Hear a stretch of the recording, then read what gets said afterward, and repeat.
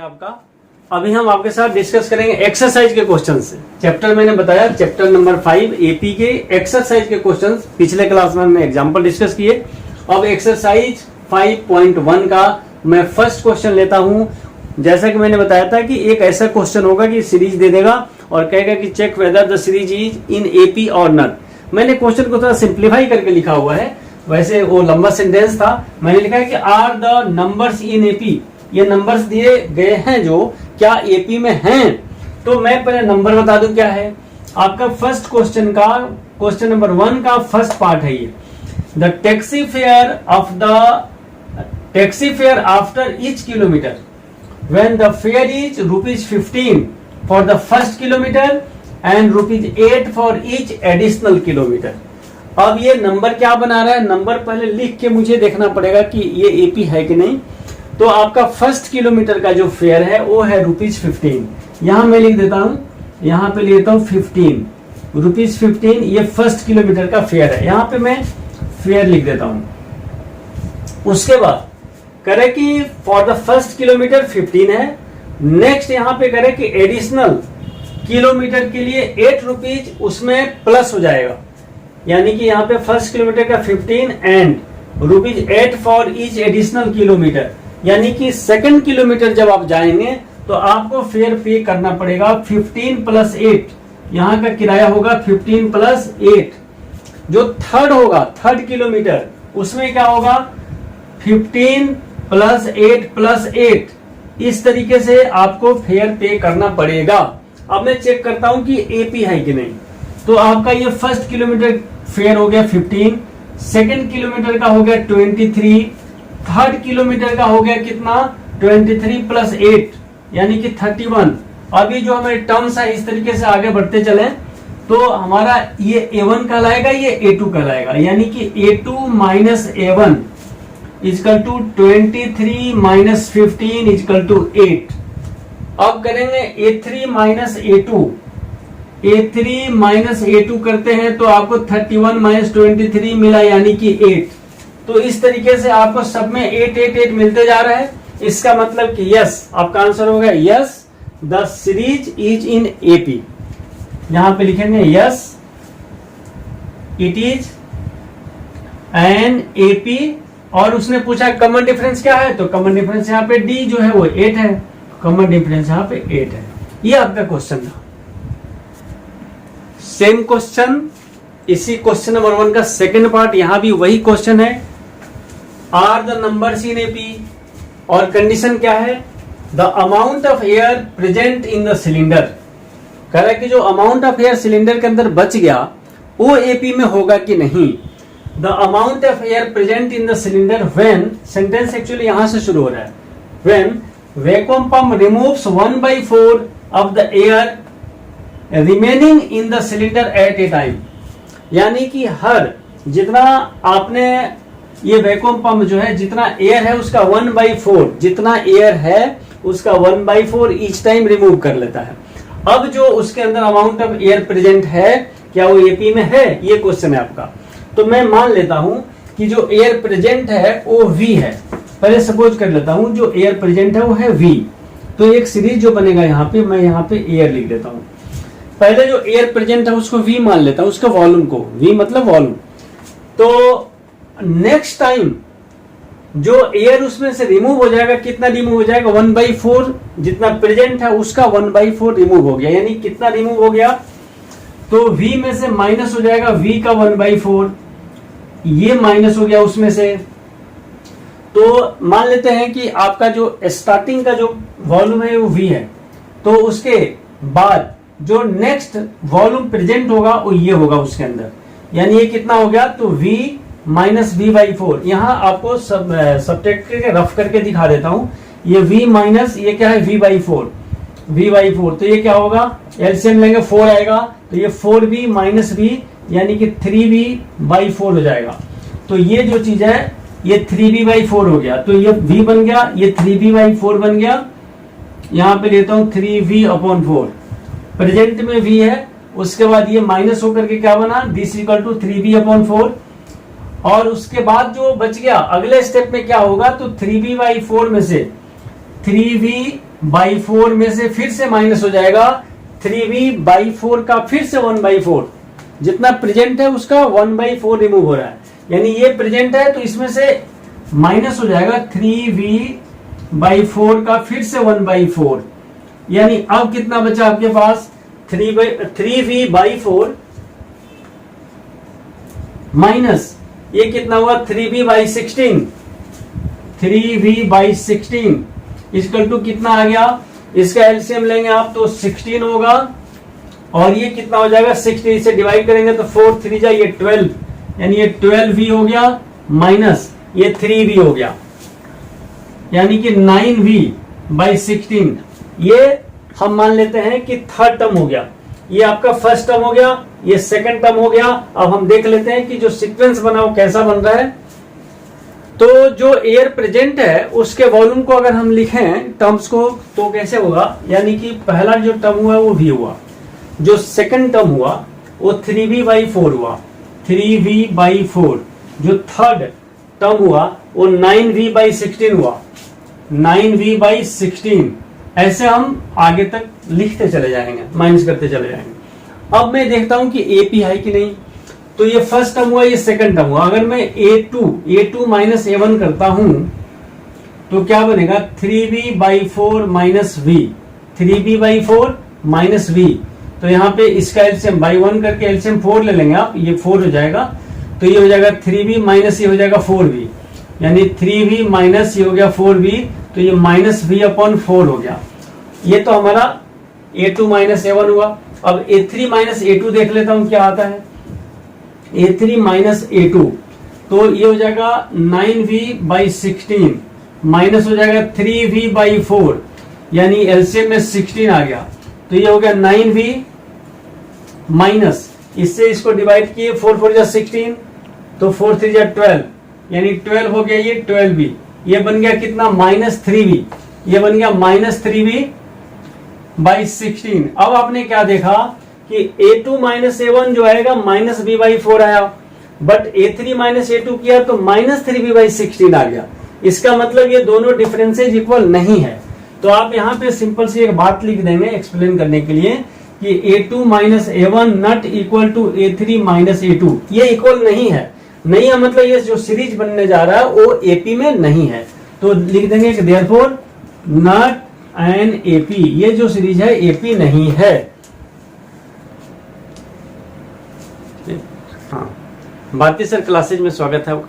तो अभी जो एक्सरसाइज 5.1 के क्वेश्चंस मैंने आपके साथ डिस्कस किया, उसके आगे के क्वेश्चंस आप खुद से करेंगे, वो बन जाने वाले हैं, उसमें कुछ है नहीं। मैं उससे आगे बढ़ता हूं, जो मैंने स्टार्टिंग में ही डिस्कस किया कि nth टर्म क्या होगा। वो मैंने बताया था कि a अगला टर्म होगा a प्लस डी, उसका नेक्स्ट होगा a प्लस 2d, फिर nth टर्म होगा a प्लस n-1d, वो मैंने शुरू में ही बताया।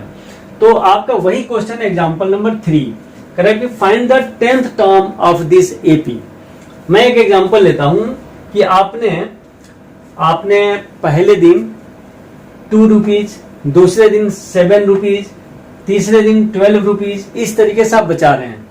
तो 10th डे पर 10th डे में आपने कितने पैसे बचाए ये निकालना चाह रहे हैं, यही आपका 10th टर्म है।